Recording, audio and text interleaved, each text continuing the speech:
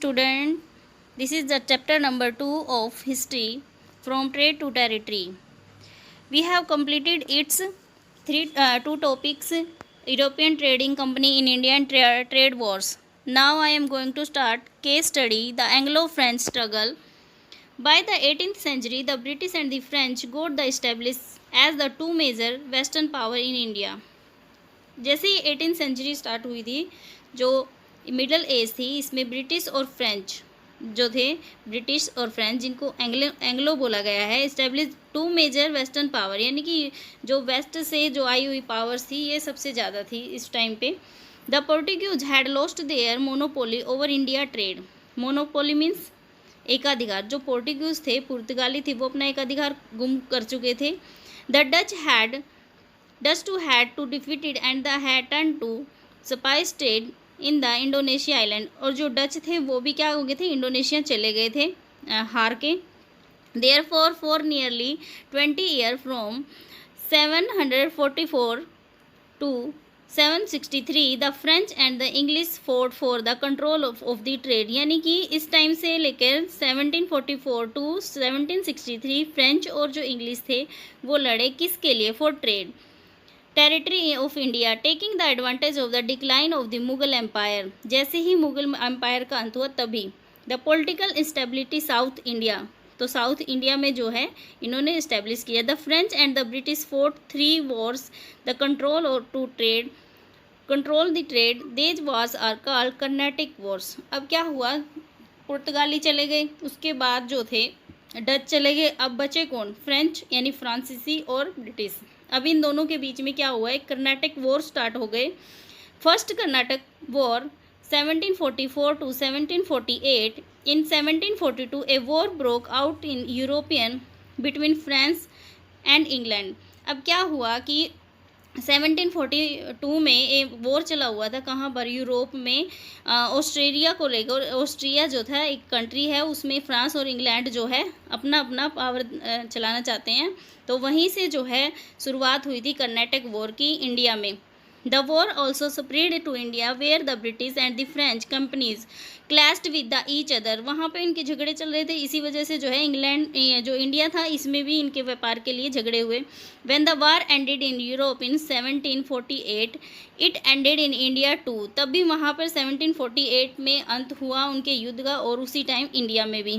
Result, इसका result क्या निकला, neither side made by the territorial gains but the rivalry between two powers over trade and territory continued. क्या हुआ, थोड़ी शांति होगी, लेकिन जो इनकी ट्रेड को लेकर, पावर के लिए, टेरिटरी के लिए जो चल रही थी लड़ाई वो जारी थी.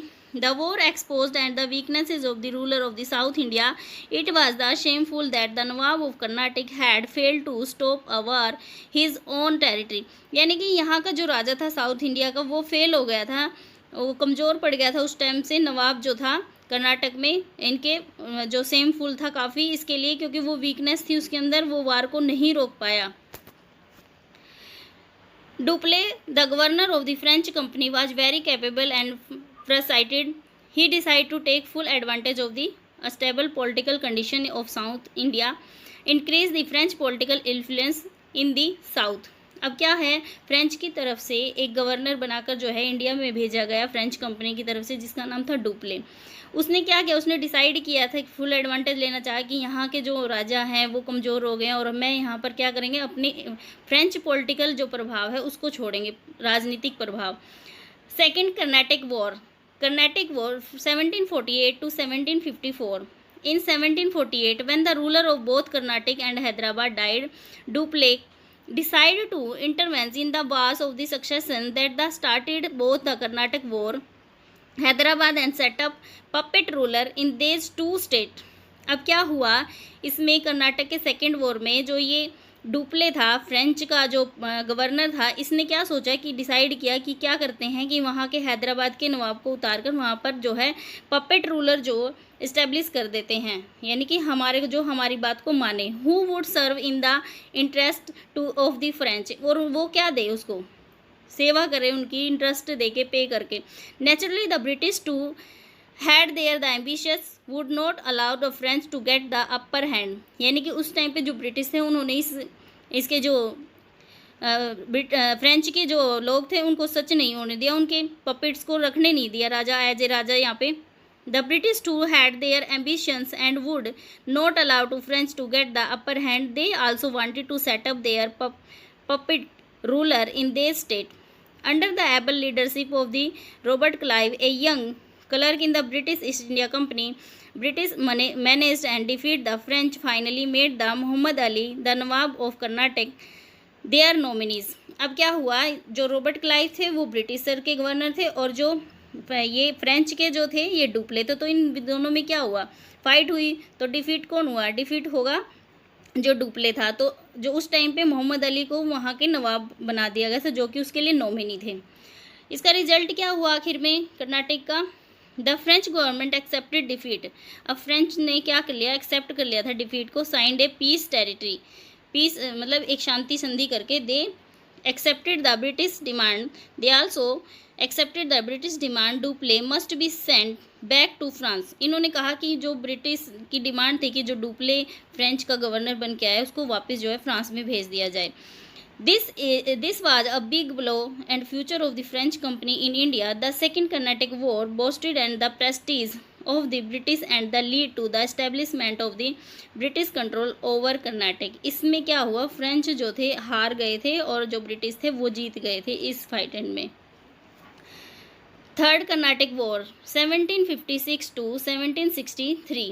The temporary peace between the British and the French companies ended in India when the another war broke out between them in Europe. At the very beginning of this war, the English managed to gain the control over the Bengal after the victory of the Battle of Plassey. अब क्या हुआ, जिस time पे यहाँ Karnataka war चल रहा था उसी टाइम पे जो है प्लासी का साथ साथ में बैटल ऑफ प्लासी भी हो रही थी। तो इन्होंने क्या किया, टेम्परेरी जो पीस थी इनके बीच में, जो शांति थी वो ख़त्म हो गई थी। फ्रेंच कंपनीज का एंड इन इंडिया में हो गया था, लेकिन क्या हो, broke out between the Europe at the very beginning of war. जैसे ही वार जो है शुरू हुआ था, England manage to gain the control. England ने क्या हुआ, जल्दी जाकर बंगाल पे विजय प्राप्त कर ली थी। Now the British could use the rich resources of Bengal over power the French. The French, on the other hand, were handicapped due to the constant shortage of funds. Finally, the French were defeated in 1760. अब क्या हुआ, जो ये last वाला Karnataka war था इसमें क्या हो गया, फ्रेंच फिर से डिफीट हो गए और finally French were defeated in 1760. The war in India ended with the end of the war in Europe. जैसे कि इंडिया में जो वॉर था, कर्नाटक वॉर था, फिनिश हुआ, उसी टाइम पे जो था यूरोप में भी 1763 में 1763 का रिजल्ट क्या हुआ, the third Karnataka war shattered French dreams of the building their empire in India. Puducherry and the other French settlement were returned to the French, but they could not build fort or station troops in these territory. Third Karnataka war settle क्या किया, French का dreams जो है, building जो है empire in India में start हो गया, लेकिन क्या हुआ, पुडुचेरी जो था बिल्कुल कर्नाटक के पास में। कर्नाटक जो है, कर्नाटक राज्य की बात नहीं हो रही है, कोरोमंडल जो तट होता है ना, बे ऑफ बंगाल और जो इंडिया का साउथ ईस्ट एरिया है उसके बीच में जो है कर्नाटक है, उसकी बात होती है यहाँ पे। फ्रेंच सेटलमेंट हो गई, रिटर्न टू द फ्रेंच, वो फ्रेंच वापस चले गए फ्रांस में। And could not build fort, वो उन्होंने ना कोई अपना फोर्ट बनाया यहाँ पे, ना स्टेशन ट्रूप रहे। टेरिटरी इन रियासतों में। They could serve only the centres of trade, had to live in India under the protection of the British. वो सिर्फ यहाँ पर रहे किस लिए, ट्रेड के लिए, व्यापार के लिए, प्रोटेक्शन ऑफ द ब्रिटिश के नीचे। The English now establish there political influence over Karnataka. अब क्या हो, जो अंग्रेज थे उनका पूरा प्रभाव हो गया था इस कर्नाटक एरिया में। So student, we have completed our third topic case study, the Anglo French struggle. The next topic start in next class. Okay, the next topic will be do in next class. Thank you.